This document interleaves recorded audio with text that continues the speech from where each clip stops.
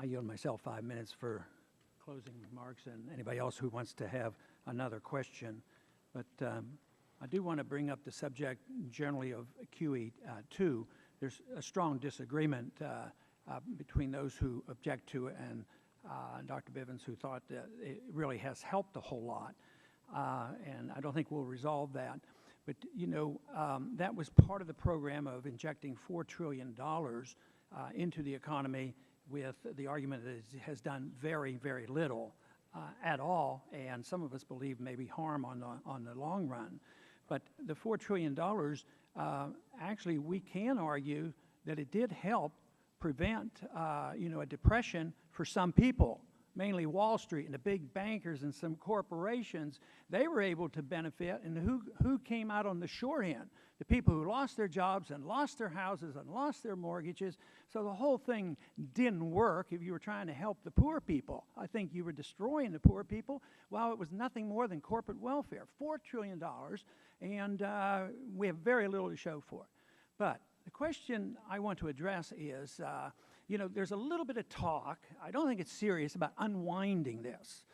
We bought up all the trash, all the worthless assets, and the taxpayers own this now, and it's on the books. We can't fully audit the Fed. We can't find out what they're doing. And now they're talking about, well, maybe we ought to unwind this. That is, we're going to sell that trash, and who's going to buy it, and how do we do it, and when do we do it?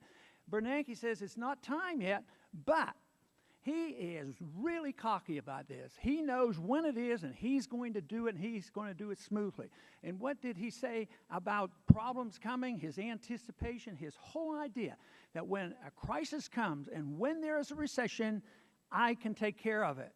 I know how to inject money in just unlimited amounts, and I tell you what, he did, unlimited amounts, the largest than ever, and the jury may be still out on how bad a failure it's going to be, but the time will come. But the question is, what are we going to do about unwinding? I mean, are they really serious? And what would that do to employment? If they did it now, they're not going to dare do it now with unemployment rates, real unemployment rates up to 22%, because it would do that horrible thing of raising interest rates. So that is not going to happen. What they're going to do is continue to look at the CPI. That's where Bernanke is going to get his signal. When the CPI goes up and we have price inflation, that's when we have to unwind. And he is so overconfident about this. And you talk about predictions and braggadocio. I can take care of it.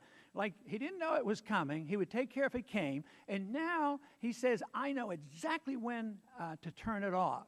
I just think that is such dangerous talk that by looking at the CPI, what does he do? He takes the CPI, he excludes food and energy, and says, gee, CPI isn't going up, and he has price stability. There's no more price stability in this country when you look at what happens to the bond prices and the housing prices and commodity prices. I mean, there's nothing. What is this stuff about unwinding? I'd like a comment from each one of you on what's going to happen, or if it happens, and what are the abilities of truly unwinding this and really saving us from a calamity. First, Dr. DiLorenzo. Well, Congressman, what you just said, you know, reminds me of what Friedrich Hayek won the Nobel Prize for in 1974. It's summarized in a book of his called The Fatal Conceit. And it's essentially a critique of this whole idea that one man or one group or one committee could sort of centrally plan an economy, whether it's by manipulating interest rates or the price level or whatever else. And I see no reason why we Americans are better at central planning today than the Russians were in the 20th century. And that's basically the mindset that you're talking about when you're talking about Chairman Bernanke claiming to be able to manipulate the economy in these ways. I don't see any way. If he had a smooth exit strategy, I assume he would be taking it right now. And so I see nothing but bad things that could possibly happen from winding down, as you say. Dr. Vedder. To me, the supreme irony of all of what you just said and what Professor DiLorenzo said is, why was the Fed created in the first place? Well, I think if you read the history of the period after the Panic of 1907, there was no central bank.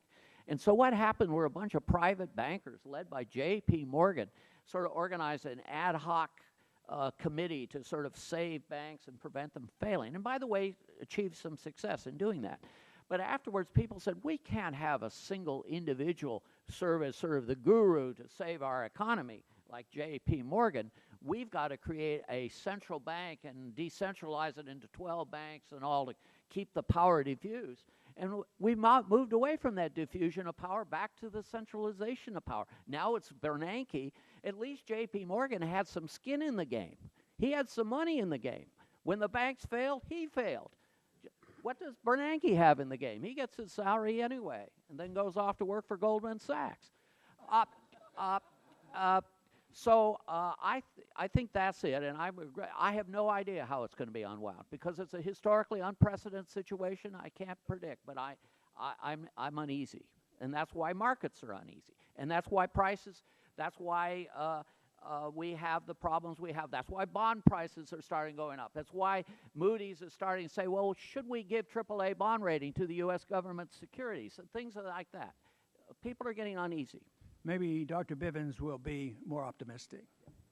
Slightly, you know, it's not a trivial challenge about how this is all going to be unwound. But I will say, you know, just two things quickly.